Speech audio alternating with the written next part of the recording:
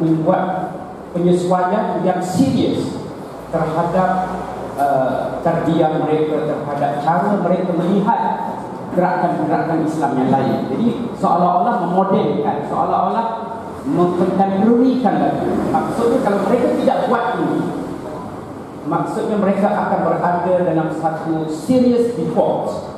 Ini termasuklah mereka yang membawa fikrah Puan sendiri, kerana terutama di Malaysia dan mungkin di Asia Tenggara secara ikhlas, apa pandangan anda? Sebab ini saya rasa adalah merupakan satu yang serius, sebab mereka masih lagi merujuk kepada tulisan-tulisan Al-Banna, Mahkamah Khamis dan sebagainya, menjadikan bahan tarbiyah utama sebenarnya. Walhal, if I can say this, in order to find new iron, you need to use new maths. Boleh salah dulu. Sebelum lepas kita kepada Abang Rosli. Bismillahirrahmanirrahim. Saya Ibrahim dari Muhammad. Nak cakap semuanya bahasa Inggeris. Melayu susah sikit cakap bahasa Inggeris, saya cakap Melayu. Soalan saya, ada tadi disebut 3 kategori kan, first generation, kemudian second generation, kemudian post-Islamis. Saya nak tanya ketiga panel ni, apa pandangan ketiga panelis tentang kedudukan di Madinah ketika Rasulullah SAW, when the Prophet actually ditapal sebagai ketua negara Islam, tapi dalam Madinah itu wujud sekurang-kurangnya 3 influence besar, Yahudi, Arab yang itu, dan Muslim. Tapi keadaannya hidup harmoni, letak negara yang baik. Apakah itu yang tak kita hidup nak berpindah Malaysia ni dan sebagainya? Dan okey, selepas tunjuk itu bersama apakah itu yang kita sebut sebagai masyarakat madani yang kita nak tuju? Itu satu. Kedua, selepas itu 10 tahun kemudian Fatah Makkah, pembukaan Makkah, berbondong-bondong orang masuk Islam kerana melihat cantik Islam tu, cantik sistem Islam. Apa pula itu? Adakah itu dalam asalnya ataupun apa dia itu? Selepas itu. Terima kasih. Baik, terima kasih.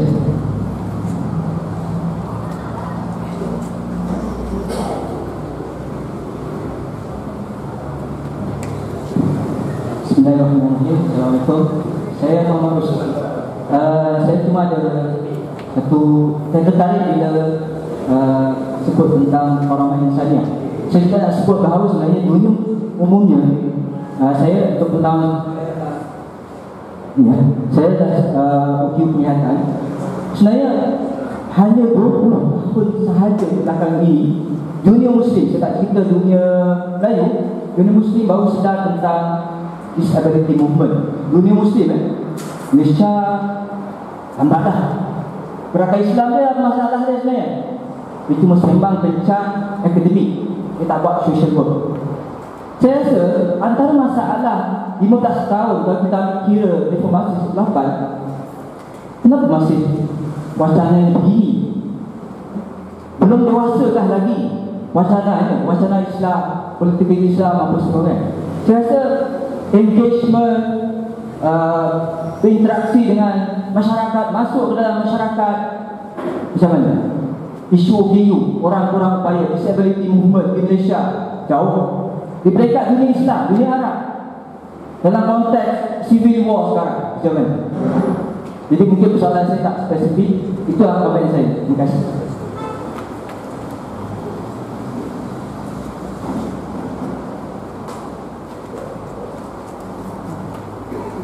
Maaf, saya terpaksa satu soalan untuk kita habiskan pukul 11. Boleh? Ada yang menjawab? Betul Zul atau Rafi? Okey. Terus kepada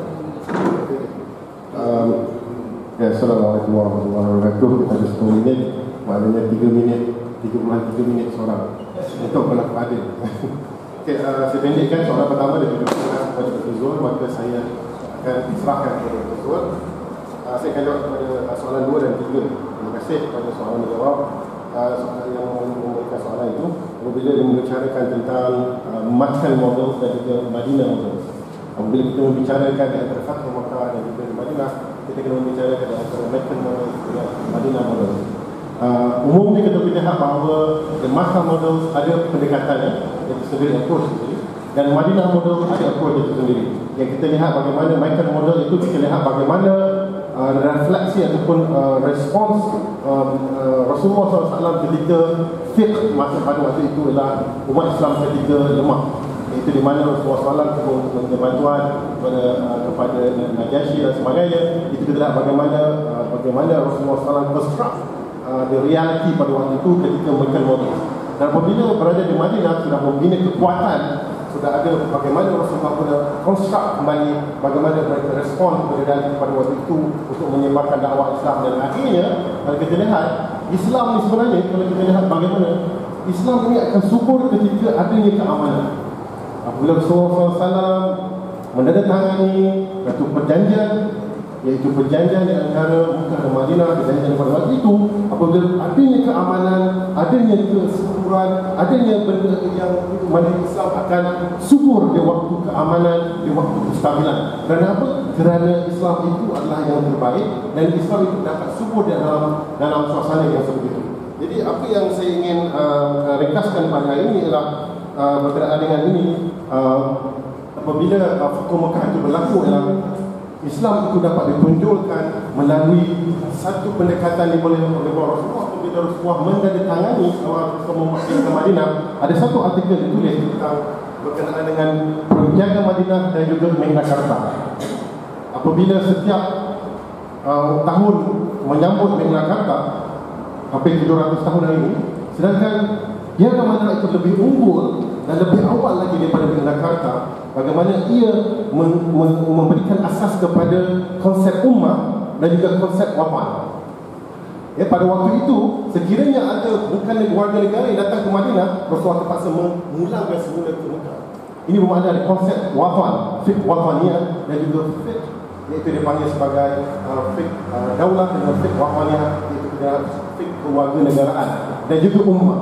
Ummah kalau dilihat walaupun ada beberapa perselisihan pendapat, khilaf di kalangan ulama berkaitan dengan konsep ummah itu, tapi apa yang dimaksudkan dalam ummah pada waktu itu adalah merangkumi semua warga negara yang berada di dalam Madinah. Dan soalan yang kedua berkenaan dengan Karamah Insaniyah. Ini merupakan, saya bersetuju dengan saudara soal itu, ini merupakan perkara yang akan dihadapi oleh umat Islam. Iaitu kalau siapa yang baca buku terkini The Future of Islam by Esposito itu, di antara cabaran yang perlu dihadapi oleh Islam pada hari ini ialah di antaranya adalah rule of law, demokrasi, dan yang paling penting human rights, iaitu karamah insaniyah sebagai pada hukuk insan yang disebut oleh Ghanouchi dalam buku dia Ad-Demokratia wal Hukuk Insan fil Islam. Ini sangat dekat dengan ini. Ini merupakan perkara future of Islam. Dan apa yang ditekankan pada hari ini ialah bagaimana saya sebenarnya apabila melihat pembentangan oleh Dr. Zul itu tadi, hampir sama dengan apa yang cuba saya sampaikan sebelum ini, iaitu kita perlu melihat bagaimana perlu ada wacana baru yang dibantu menerusi perbincangan wacana yang jujur dan ialah berdasarkan ilmu dan dalam masa sama realiti semasa. Dan ini yang dapat bagaimana kita untuk mendepankan realiti yang akan datang, bagaimana untuk kita menjamin bahawa Islam itu akan bangkit pada suatu hari nanti, yang bangkit akan dapat meletakkan dirinya sebagai status sebelum ini yang memberikan kerahmatan kepada sekalian alam. Wabillahi taufiq wal hidayah. Bismillahirrahmanirrahim. Anak kira politik ini adalah perniagaan. Kita buka kedai. Bila banyak kedai, dia ada saing. Bila ada saing, bagusnya kita akan menampilkan barang supaya orang membeli barang itu. Jadi begitu juga politik ya. Sebab itu dulu ada PAS, Dr. Zul pimpinan PAS, anak orang PAS, Dr. Zul bukan. Okay. Jadi bila ada PAS, jadi kita nampak macam mana kedai yang nama PAS itu sendiri semakin tak aktif. Makanya wujudlah satu parti namanya Parti Amanah. Sebab dia dah tak laku. Jadi dia makin tak laku sebenarnya. Kita kena terima hakikat sebab dia bukan orang sekadar tak beli barang di kedai dia, bahkan pekerja-pekerja dia pun gagal diberi gaji. Dan terpaksa pekerja-pekerja dia buat satu kedai, niaga benda yang lain. Itu realiti yang berlaku pada PAS. Kan itu realiti ya. Jadi politik ni adalah perniagaan. Dia sampai dapat keuntungan. Makanya macam mana kita nak menampilkan bahawa barang yang kita jual itu semakin dibeli. Maka begitu juga yang berlaku kepada gerakan Islam. Sebab itu bila anda dengar yang Dr. Zul bahas tadi tentang generasi pertama, kedua, post-Islamism, Ana macam beranggapan bahawasanya Dr. Zul cuba nak merendahkan sekular itu dengan nama politik generasi kedua. Dia nak pergi ke sekular tapi nak guna terma yang agak sopan sikit. Rasa dia macam tu kan? Dr. Zul tak kuat dia nak jawab. Dia cuma nak rendahkan dan ataupun dalam sangkaan yang baik mungkin Dr. Zul bercita-cita untuk sekular yang ekstrim itu tidak jadi ekstrim. Dia sudah damai dengan pelbagai agama. Lebih-lebih lagi kalau boleh dinamakan sebagai sekular, Islamic sekular contoh. Okey, betul. Okey, salah. Label kau berasal pada asas bukan pada dia. Okey, ada yang apa? Kenapa ada generasi pertama, kedua dan post-Islamism? Sebab kita rasa perniagaan kita tu nak diberi, nak bagi orang terima. Okey, kalau kita terus pada sekular sebagai contoh, mungkin orang yang ada sebagai Islam ni sukar nak terima atas nama sekular. Maknanya kita guna label Islam lagi, tapi menuju ke arah situ. Sebab Al-Hasan Dr. Zul mempercayai dan mengakui bahawasanya negeri yang lebih Islamik ketujuh dalam dunia ni, dalam 50 negara itu adalah Singapura, bukan Malaysia. Yang dia bukan menjadikan Islam sebagai asas agama. Bahkan orang sembahyang kuat, Saudi itu tak masuk dalam 50 negara itu. Sembahyang kuat tapi bukan negara yang terbaik. Rasuah dia tunggu negara yang dikatakan Islam. Tapi ialah sebab al-ibrah bil musamma al-ismi. Hukum mereka pada beri nama bukan pada nama. Tapi nama itu macam mana kita nak ubah? Mungkin nama itu namanya generasi pertama, generasi kedua, lepas tu post-Islamism. Pun agak masih lagi kepoyokan lagi lah. Dia takut untuk sekular, takut dikafirkan. Kan? Itu problem ya. Okay. Yang kedua, bila kita sebut politik, dalam fiqh Islam pun bila bincang tentang politik, melihat Quran dan hadis, dia al-aslu fil ibadat at-tahrim. Ma lam yadul dalil ala tahrimi. Asal satu perkara ibadat itu adalah tak boleh kecuali ada dalil yang mengatakan boleh. Itu bagi fiqh ibadat. Tapi bila bincang fiqh politik, dia bukan wujud dalil, tetapi dalil itu hanya mengawal sahaja tindakan yang kita lakukan. Bermaksud asal satu perkara ibadat perkara politik itu adalah harus selama mana tidak ada nas yang sahih dan sahih mengatakan haram. Maknanya demokrasi kuat, sekular boleh selama mana tidak ada nas secara sahih dan sahih mengatakan haram begitu. Konsep keamanan, konsep keadilan, konsep rahmat, konsep amanah juga keamanan. Untuk apa? Sebab nak capai kepada itu frame bagi yang dikatakan bagi kemanusiaan itu sendiri. Dan dia tidak diharamkan dalam Islam. Jadi bila kita tengok itulah asas bagi politik. Bermaksud politik itu adalah perbincanganlah kebaikan ataupun keburukan terlebih dahulu. Kemudian baru kita cari apakah nas mengatakan haram ataupun tidak. Buat dulu, lepas tu kita fikir haram atau tidak. Itu berbincang tentang politik di dalam Islam. Tapi kalau kita nak bincang tentang fiqh ibadat, asalnya tak boleh buat. Cari nas dulu baru kita boleh buat. Itu perbezaan dia. Jadi bila kita bincang, kenapa nakkan Islam, parti Islam, politik Islam? Sebab kita terberlalu dengan pemikiran bila sebut Islam, bila sebut politik, kena ada nas dulu. Pasal tak payah, kita pergi kebaikan dulu.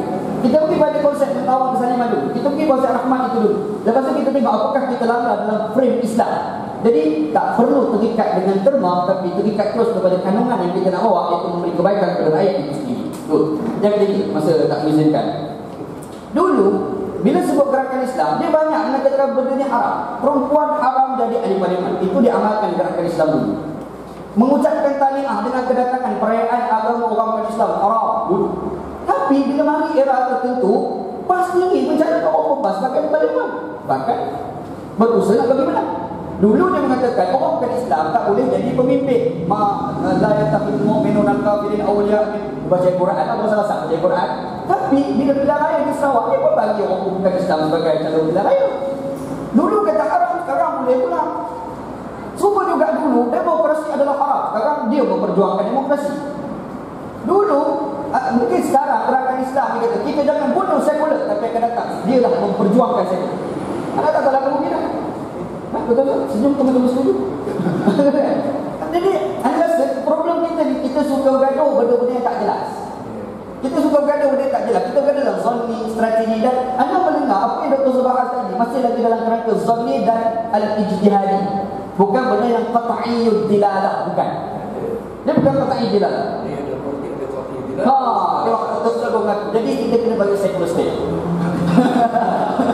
Tentu saya tak setuju. Ya. Sebab kita bergaduhkan strategi. Level ni adalah strategi. Macam mana kita nak memastikan yang berbawakan kita itu diterima oleh rakyat.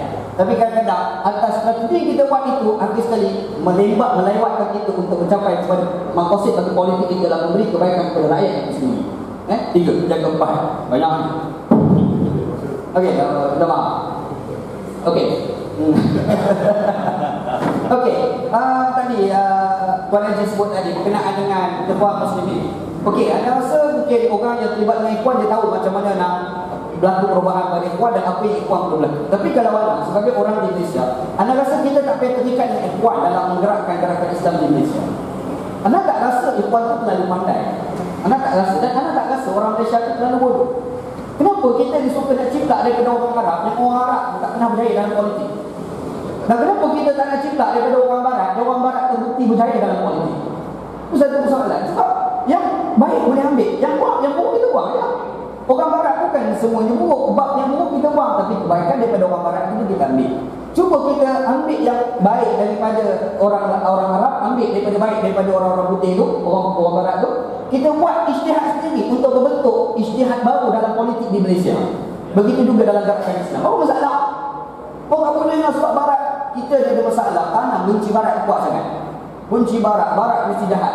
Kadang-kadang kita pun kadang-kadang terlupa bahawa Nabi Muhammad SAW pernah menyatakan Islam akan bangkit di Barat. Ialah walaupun Nabi tak kata secara terang-terang Islam bangkit di Barat, interpret apabila timbul isu matahari naik di Barat, maksudnya apa? Al-Arham Tubuhan Haji Abdullah Mutafah, dia menyatakan yang dikatakan naik matahari di Barat itu bukan yang matahari itu naik subuh di Barat, tapi Islam itu diterima di Barat. Tapi Islam di Timur itu makin orang tak terima. Dan realiti itu dah berlaku. Kita dah tengok benda itu. Dan kalau kita tengok pun negara-negara yang baik itu bukan negara orang Islam. Kebanyakan negara orang bukan Islam. 10 negara yang dikatakan paling kurang rasuah, cari satu negara orang Islam tak ada. Tapi 10 negara yang paling tinggi rasuah, 7 negara orang Islam. Itu problem dia kan. Kenapa kita ambil model yang gagal, kita abaikan model yang baik semata-mata dia tidak beragama Islam. Padahal Quran sendiri mengakui kebaikan walaupun dilakukan oleh orang bukan Islam. Okey, seterusnya pasal Madinah, Nabi Muhammad SAW jadi ketua kerajaan. Okey, polemik besar. Nabi Muhammad sebagai ketua kerajaan di Madinah, apakah konsep wahyu an-nubuwah ataupun kerana itu adalah kehendak fitrah manusia? Siapa-siapa pun kalau duduk sebuah kerajaan dia kena lantik dulu. Kalau Quran tak bagi tahu pun dia kena lantik dulu. Nabi Muhammad pakai jubah bukan menandakan pakai jubah itu sebagai pakaian ibadat. Kalau ada nas yang cerita kelebihan pakai jubah, confirm hadis palsu. Kalau ada cerita pasal pakai serban, tentang kelebihan pakai serban semasa sembahyang, confirm hadis palsu. Sebab Islam datang bukan nak buat pakaian. Islam datang ni ajar nilai tutup aurat daripada saya tutup tu Islam ajar kalau orang lelaki lah, orang perempuan cara orang perempuan.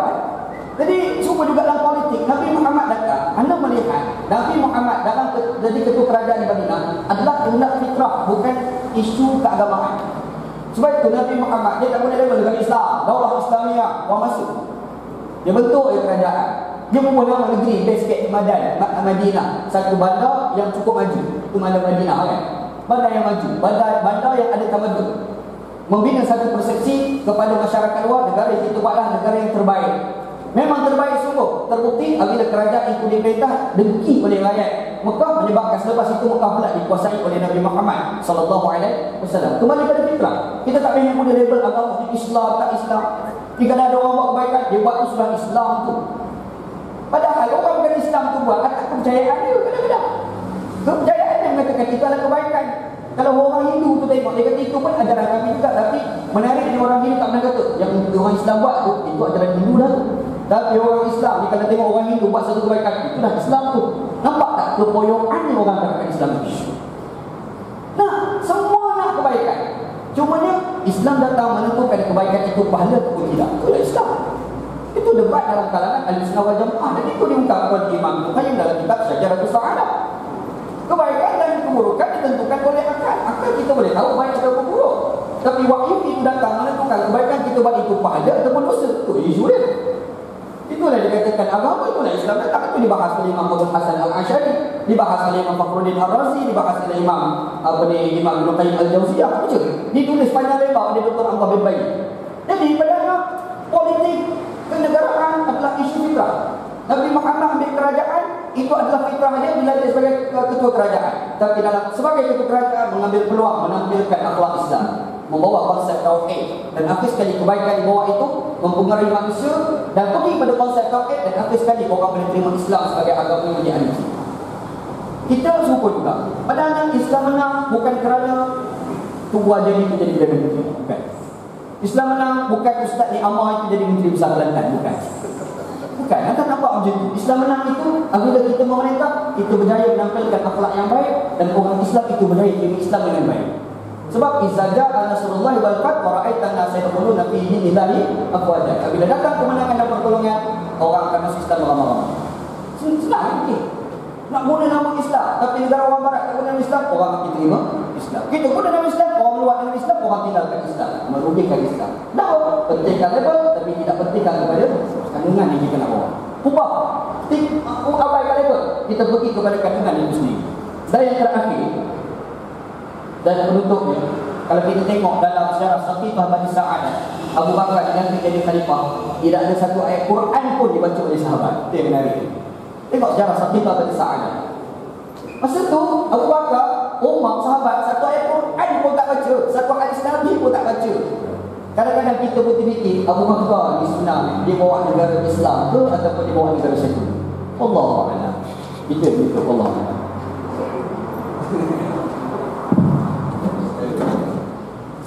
Baik, saya